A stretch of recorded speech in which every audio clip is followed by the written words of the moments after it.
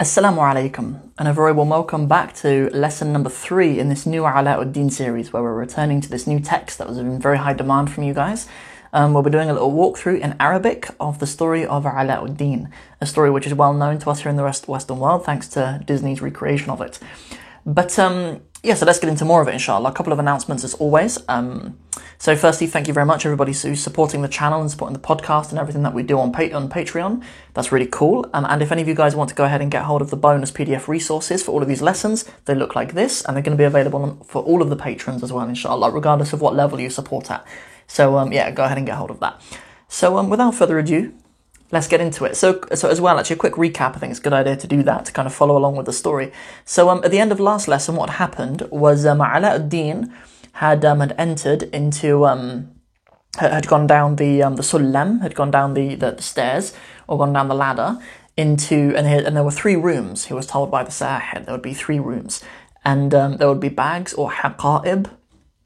I had a language dispute with myself about whether it should be shanta, if it's talking about that which the musafir, the traveller, puts his things in. But that's a discussion we did last time. And and then at the end there were, he described what would be in those bags and those pots and stuff at the end. And there would be things like lu'lu', like pearls, yaqut, rubies, and az-zamurrud, and emeralds, precious stones, or al-ahjar al-karima, or precious stones. So that's what we ended on. Another thing as well I'll mention, for those of you guys who are patrons and are using the bonus resources for the series as well, another thing about the vocab list to bear in mind, you'll notice the vocab lists will get smaller and smaller. It's because the vocab lists are accumulative. Like, for example, every single Arabic text almost on earth has the word min in it somewhere, right? Like, almost every Arabic text on earth has the word fi in it somewhere. So when I create these bonus resources, we don't need to put that in every single lesson. It's more like new vocab as well. So for vocab that's new to the students of this series will be in the vocab lists. So let's get into it for text number 3 for this little series. So let's move down. Good. Fajtazha. Nice. And what does that mean? He says fajtazha, which means to go through, but the author kind of gives us an explanation. Murra biha. The verb, murra biha means to pass by it. Bisur'atin, not bibutu'. Bibutu' would mean slowly. Bisur'a means quickly. Bisur'atin, with speed.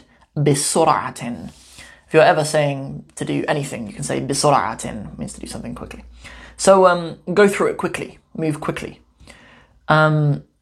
Wahadhar.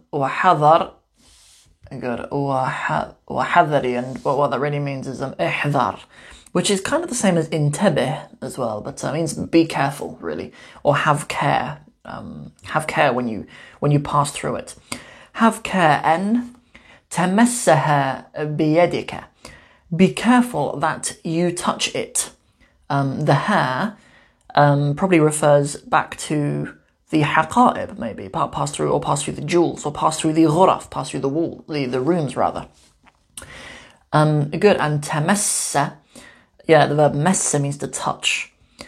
It just means to touch. There's sometimes in the Quran when Allah will use the form 6, it would probably be of that verb tamassa, meaning to touch one another. It's sometimes used as like a euphemism in the Quran for like a husband and wife being intimate with one another. Because sometimes there's verses in the Quran that we still want our children to memorize or whatever, but we keep them PG-13.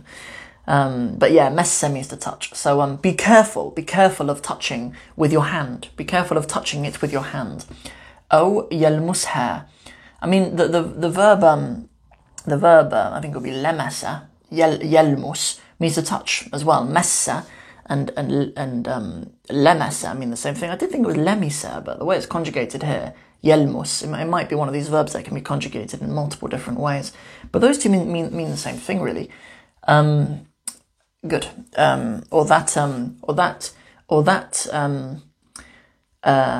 Yelmusaha طرف ثوبك. Oh, so that the edge, the tarafu, the edge of your thawb, the edge of your clothing. The edge of your clothing touches it. وإلا هلكت لساعتك. Good.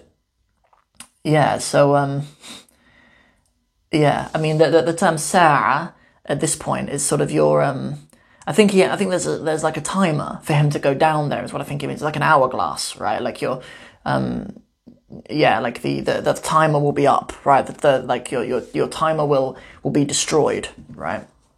Or I will destroy, literally I will destroy your hour, but yeah, but what it really means is like your time down there will be up, right? That's what's being get at. But from a language perspective, وَإِلَّا, it really means and except, but what it means is or else, right? In this case, it means or else. Okay, so it's saying go through it quickly and be careful that you don't touch it with your hand or the edge of your clothing touches it, or else I will destroy your time, right? But what it really means is, or your time will be up. The term sa'a can mean a watch or the time, right? But just from my strong connection to the Disney version of it, I seem to remember there being an hourglass, and he had an amount of time. Aladdin had an amount of time to go down the Sullam and do something. But I'm projecting my my Disney education upon this text. Good. فإذا انتهيت, and when you complete من ذلك, when you're finished with that, right? رأيت أمامك حديقة جميلة. You, what did it say? رأيت. So although it's we kind of have a like an if clause here. It's like if you finish with that or when you finish with that, then this will happen, right? And when we say things like that, where we use past tense, we can use past tense verbs for it. So even though it's in the past tense, it's not necessarily saying that it's happened. It's just conditional here. So yeah, so when you're finished, min dhalika, with that, رأيت أمامك, you will see in front of you. أمام just means in front of you. What will you see? حديقة جميلة. You will see a حديقة, a garden, جميلة, beautiful. You will see a beautiful garden. أشجارها. أشجار means trees. Yes, أشجار means trees. أشجارها, her trees, but the her really means the حديقة, really means the garden. So it's the garden's trees من الذهب. The trees are of ذهب, they are of gold. They are of trees of gold. وثمارها من اللاء النادرة. Good. And her fruit, meaning the, probably in this case actually meaning the tree's fruit, not really the garden's fruit, it's the tree's fruit. Min al-la'i.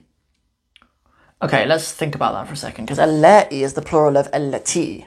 Al-lati means that which in the feminine, but al-la'i, if we're saying al-la'i, we must be talking about something human, right? Or the author's trying to personify something which is not a human.